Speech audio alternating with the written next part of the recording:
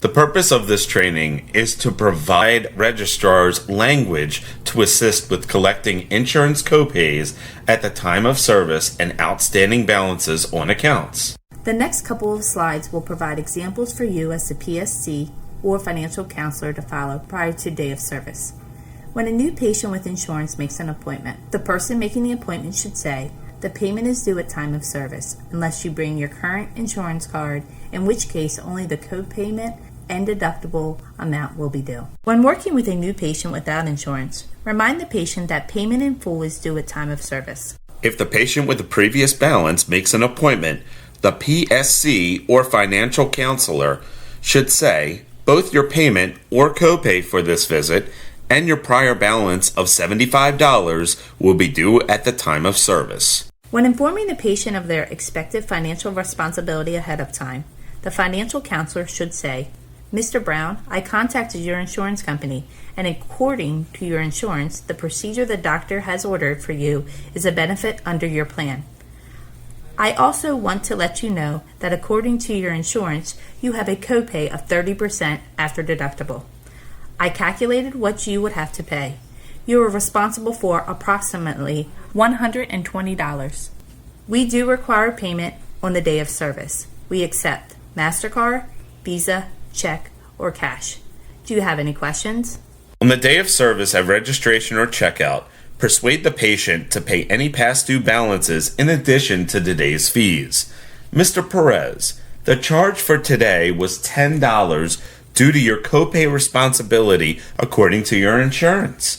You also have a previous balance of $320, so the amount due today is $330. Will you be paying by cash, check, or credit card?"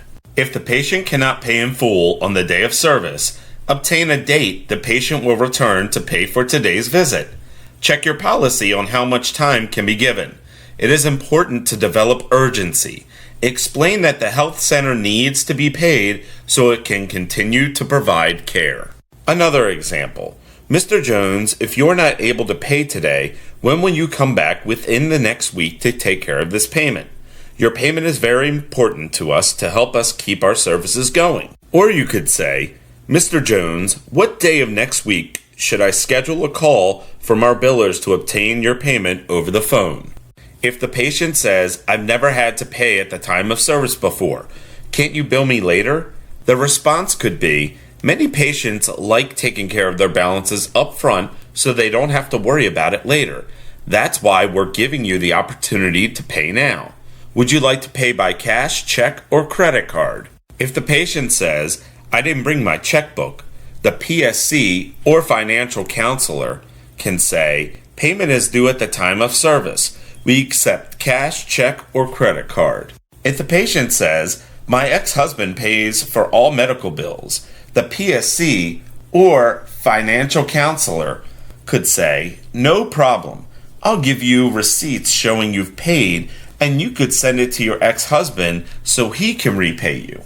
If the patient says, "I can't pay in full," the PSC should say, "Mr. Smith, I noticed you have an outstanding balance on your account. If you are unable to pay the balance at this time, we have alternative payment options such as financial assistance for both physician and hospital billing and payment plan opportunities. I'm going to refer you to a financial counselor. They will be able to determine if you qualify for any of our alternative payment options and answer any questions you may have about your account." If the patient says, "The check is in the mail," the PSC or financial counselor should say, "Thank you for mailing your check.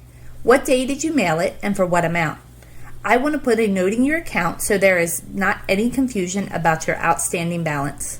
If the PSC reviews a patient's account and the patient has an outstanding balance that they are unfamiliar with, they should say, "Mr. Smith, I understand the confusion that comes from being told that you have an outstanding balance that you were not aware of.